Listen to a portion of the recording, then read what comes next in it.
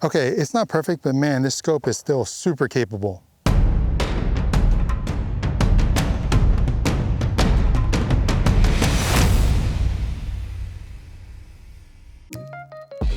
Hey, what's going on today, fellas? It's Paul back at the channel. Welcome back. Thanks for joining us again today. So today we're looking at a very special optic. And when I'm talking special, I really mean controversial. It's the Nightforce NX8 with the new FC-DMX reticle. Now, this is not the first time we looked at this optic. We looked at it back in 2019. It was one of the best of 2019. It's a unique combination of 8X on the top end, first focal plane reticle, and daylight illumination in a really small package. Made it very uniquely suited to satisfy a lot of different markets. But what I've noticed over the past couple of years is when we're talking this optic, it's kind of divided up into two camps. One is those who continue to use it because its combo features still meets their needs because the positives still outweigh the negatives. And the other camp in which the weaknesses of this kind of compromise, they just can't get over those kind of weaknesses. So knowing that that's kind of emerged, I think now is a really good time to kind of relook at this optic in more detail, especially with this new reticle. So let's start by looking at the first thing you're going to notice about this optic is its size. So just look at it. Look how small it is. I think this is one of the few optics that are sub 10 inches. There's a few others. The primary arms 1/8 that we just recently looked at comes to mind, Athlon 1/8. But this actually takes a little bit further. It's a sub 9-inch one. And to pair with that really short length, you also have a really lightweight scope. Lightweight being relative, and it's just under 18 ounces. There's a few other scopes that I can think of with 8X on the top end that are also around that weight class. Maybe the Athlon 1/8 we talked about, and the primary arms 1/8 SLX. Those are second focal plane, but in first focal plane in 8X, really this scope and the primary arms 8X compact that we recently looked at are really the only ones in that category. Now, what helps to keep that weight down is Nightforce chose to go with a 30mm tube instead of a 34mm tube. There's a lot of mount options available for that, so choose whichever you'd like. You know, we use the Warren X scales on this channel just because I like the QD levers and also because of its cost. It's one of the cheaper ones on there. I do want to make a note about choosing the right scope height. So the ones we use are 1.5, so what I call the standard height, and they always work well for us. But I know that there's some people they've had eye box issues with this, which we'll talk about eye box later, and they found like having a taller scope mount will help, like a 1.93. You really just have to experiment on yourself because remember, as you go taller, you also add weight for the scope mount. Also, you can kind of tell what the right scope mount height is when you mount the gun. You look through it, and when you look at the scope shadow, is it not even? If it's not even and you're looking down at the scope, then yeah, get a higher scope mount. But for us, in general, 1.5s work well. So with the initial stuff out of the way, we talked about the scope profile, we talked about the mount. We're gonna take a closer look inside, and we're gonna talk glass quality and dot brightness next. All right, fellas, so you heard the term compromise a little bit earlier, and when we're talking glass quality, this is where you're gonna start hitting the first one due to the small size. So when you think of the term Nightforce, you generally think great glass quality. They're kind of synonymous. That may be the case with this optic, but let me just tell you right up front, when you look at this optic the first time on 1X, it's not gonna totally blow your socks off. It's not like Vortex Razor. When you hand somebody the Vortex Razor on 1X, they go, whoa, that's not this optic. So let me tell you what I'm talking about. So when you mount this optic the first time on 1X, here's what I'm looking for. I'm looking for, okay, how clear is the center? And then once I start moving out for the center toward the edge, how far do I need to move before it starts getting distorted? So for this optic, what I'm seeing is it stays very clear toward the center, especially in really good light like we have right now. But once we get to maybe about 70% of the way there, but the last 30%, you're gonna see quite a bit of distortion creeping in. Now, just to level set, I don't think it's terrible distortion. It's not gonna be like, oh, hey, this optic's broken, but I usually mount my optics like a little bit forward of the charging handle, like 1 or 2 slots to help minimize the scope body. However, for this optic, what I've noticed is if I mount a little bit closer to the charging handle, like 1 or 2 notches more in line with the charging handle, that helps clear a bit of the distortion. Obviously, the only downside of that is you see more of the scope body, so the field of view is gonna look a little bit smaller. So speaking of field of view, we'll notice that at 1X, at 106 feet, feet at 1x, it's not that wide. So when you're mounting the gun, you're gonna see quite a bit of the scope body. The Vortex PST, which we've used on the channel quite a bit, is 110 feet for comparison. Even though those numbers are semi close together, the performance difference is quite big just because the PST is a second focal plane scope. And in general, second focal plane scopes are clearer at 1x. So if that's your main criteria for buying the scope, I think you're gonna be disappointed just because in general, you need a kind of a wide field of view and a thin bezel for a flat shooting image close to red dot performance, and this is not one of those scopes, okay? So speaking of that 1x red dot performance, let's talk about the illumination, which is excellent on this optic. So I think this optic and the Vortex Razor 1-10 that we talked about in the premium scope video are probably the brightest scopes as far as illumination that I've ever seen. So it's so bright that basically even on a day like this, you generally don't even need brightest illumination at the position 10. So at 1x, you got the T-bars that come in from the sides and from the bottom to help guide your eye, but that center reticle is so bright, you don't really need that kind of broken circle that is around it. I know in this version they pushed it out, so it's actually bigger and thinner. But even in that, on 1x, if you were to measure it at like a 25 yards and put it on a zero target, it's around 5 by 5. So it's already that size at 25 yards. So think what it is at 50 yards. So it's like covering a head box already. I don't really like that personally. I like a center dot that's a little bit bigger and just nothing around it. And you can still have the crosshairs there when you zoom in for a first focal plane reticle. And by the way, one other thing about the illumination that I kind of don't like, in that it is somewhat head position dependent, so it's not as bad as the Mark 6. This one only dims when you get toward the edge, so it's not that big an issue. Just know that, hey, if you don't see full illumination, and that's your indicator to know that, hey, I'm not in the center of the head box. Okay, so when we're talking eye box and eye relief, this is where the controversial comes in. When we're talking eye box, there's two components, eye relief and the side-to-side allowance for a full sight picture. So let me talk about eye relief first. So it's listed as 3.8. So I think that's very in line with most other LPVOs. It's a little bit shorter than the Vortex Razor at 4 inches. So the Razor will beat it in that regards. But when you get your head behind the scope and you're pushing in, like you can see a full sight picture right away. I don't think you'll have a problem when it comes to eye relief. Okay, so when you're talking eye box and that side-to-side allowance, when we're talking at 1x, if you compare it to a scope that is known for excellent 1x performance like the Vortex Razor, and you start to push your head from side to side, you can see a little bit of a difference between them. I think it's more than usable. Like when I do it here, I really have to make a purposeful movement on my head in order to get that scope shadow. If you're working like a VTech barricade, I ran this back to back on 2 to 3x against a Vortex Razor. I really could not tell the difference between the two of them as far as getting behind the scope. It's gonna take a little bit more effort, but that wasn't that big of a deal. And when you're zooming up to the maximum magnification, one of the things I've noticed that when guys talk about eye box being really tight at 8x, that's usually par for the course just because your exit pupil is gonna get really small, especially on a 24mm objective lens. It's gonna get really, really tight. So if you're gonna compare the two, put it on 6 and compare it against something like the Vortex Razor on 6.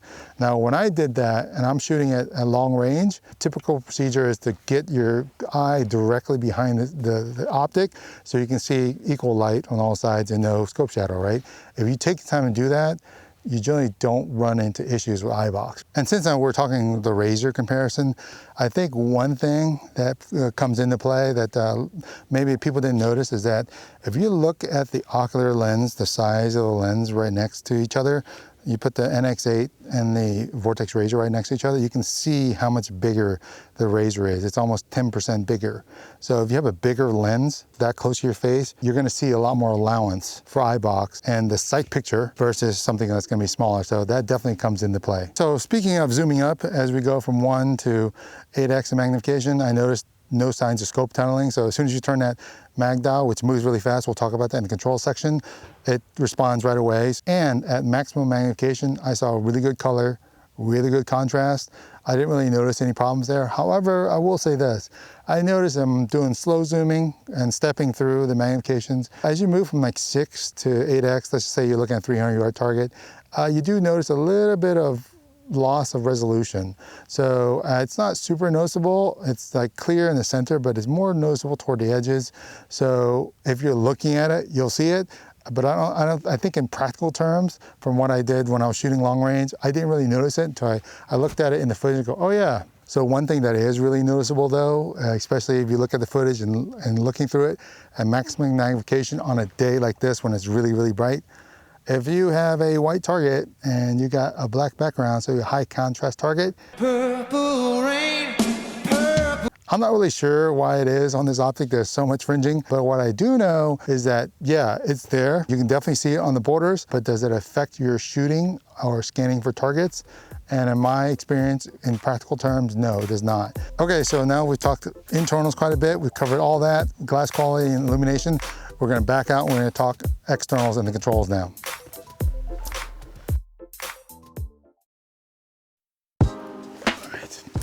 All right, fellas, so if the internals were a little bit of a mixed bag, the controls of the externals are really where I think almost everything works on this optic. Nightforce understood that with LPVOs, you typically don't dial on them.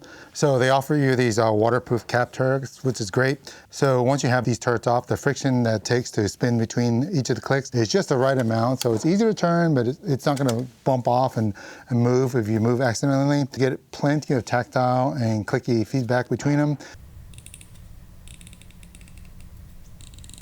Only thing that I don't like about them is that each click is 0.2 mils, so it's not as precise as even like the primary arms Gen 4 we looked at earlier at 0.1 mils.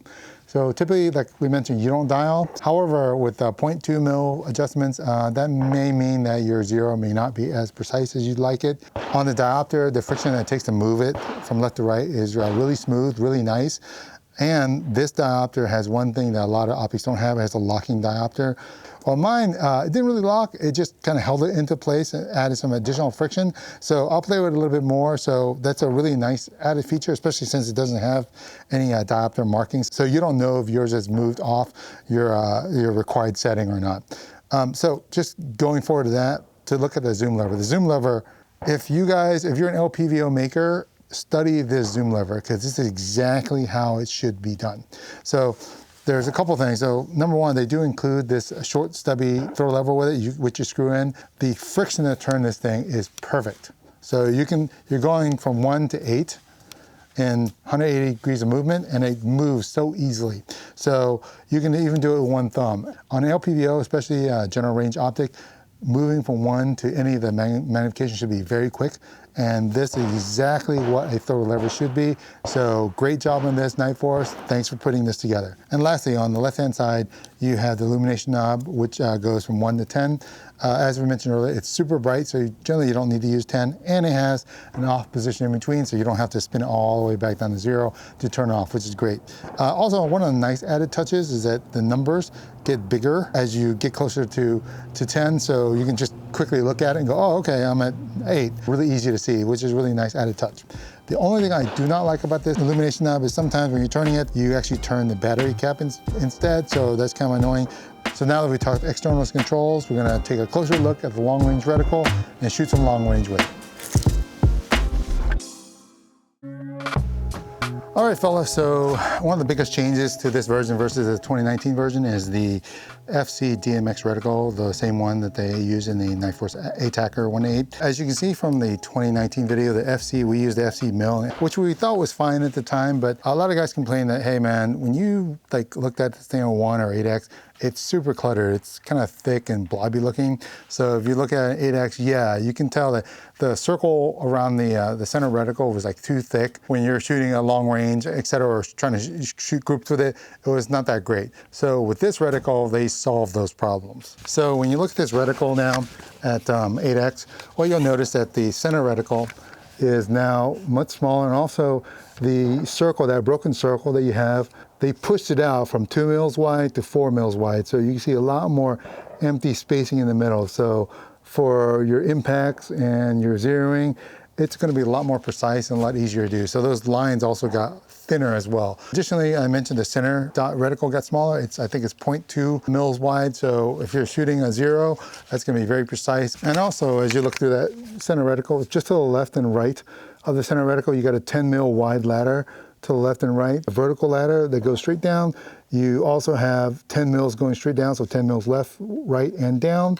the distance between those as well. The big hashes is 1 mil, and you got 0.5 mils between the small and the big hash. Very easy to remember. What also makes it easy to remember is you got numbers going down the tree from 2, 4, 6, 8, 10, which is really great for fast reference. And also you got plenty of win holes for that Christmas tree reticle. I think it goes out to 5 mils left and right. Each of those win holes is 1 mil each. So looking at this reticle, really, there's not much more you could want in an LPVO long-range reticle than what they offer in this one. I mean, really, the only one that kind of outdoes it, offers more features, is the primary arms or the ACSS, because they have some ranging stuff in there. And one other note that I want to make on this reticle is since it's a first focal plane reticle, you can make a use of the intermediate ranges, right? You can dial it down to 4 or 6 and make uses of those drops. Although what I've noticed is it is kind of small. You really want to be at 6 before you can make a really good use of the drops and actually see it clearly, because 4 is a little bit too small. Okay, so now that we've looked at this reticle in detail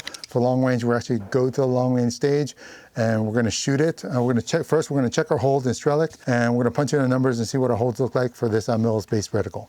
Okay, fellas, so here we are in Strelic again to get our holds. Hopefully all this political stuff works itself out so we can continue using this great app, as I've always found it super useful. So as far as our test ammo and our rifle, we're using a 69 grain reloads here, going 2650 with a 100-yard zero through our 60-inch Criterion barrel. We also shot this with a 308, shooting 175 grain. I'll show you some of that footage, but just let you know that this scope works fine on 308. And as far as the reticle, Strelic does have all 3 of these reticles, the FC Mil, MOA, and DMX. So be sure to select the FC-DMX from the list. The A-Attacker uses the same reticle, so it doesn't have to say NX8 on it. So for this long distance shoot, we'll be shooting these 6-inch round steels from 232 to 540 yards. So let's see how well that tracks according to our holds. Hopefully we're close, so let's go. 237 should be half mil on. Hit. 340 should be 2 mils down. Hit. 440. 3 mils down. Hit. 540, 4.5 mils down.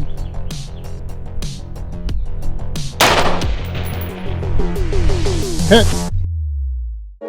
All right, fellas, for final thoughts on this optic, I think let's circle back to the beginning when we said, hey, this is a very unique optic and why that is.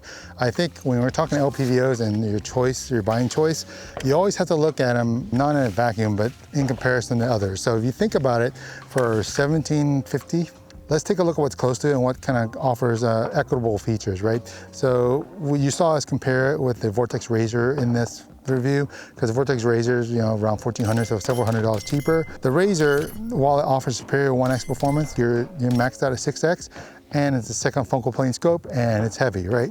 So what other scope is close to this? Oh, probably the Primary Arms 1.8 Compact, which is an excellent scope. We reviewed it earlier. Relatively the same profile. It's not as short. It's got about the same amount of weight. It has superior 1X performance as far as field of view and clarity of glass, right? But it is not daylight bright, right? So if you want to run that scope at 1X, you really have to run a offset red dot with it, which adds weight and cost, right? So let's circle back to the Nightforce NX8, right? As we said at the beginning, lightweight, compact profile, daylight bright, 8X, first focal plane scope, fast zoom lever, all that stuff, right? So this is why I said, hey, this is a very unique scope in its price range. And maybe, in a couple years that will change as, maybe Primary Arms is gonna put daylight illumination in their scope, who knows? But for right now, if you're looking for that unique combination of features, this is the only scope that really offers that. So it deserves a very close look. So that's it for me, fellas. Hopefully this review helped you. If you found it helpful, please leave a like and comment, because it does help this small channel keep growing. And I'll leave a link to the description to any equipment you've seen here, and you'll see them in the description or the comments. Thanks for checking us out, and we'll see you guys again next time.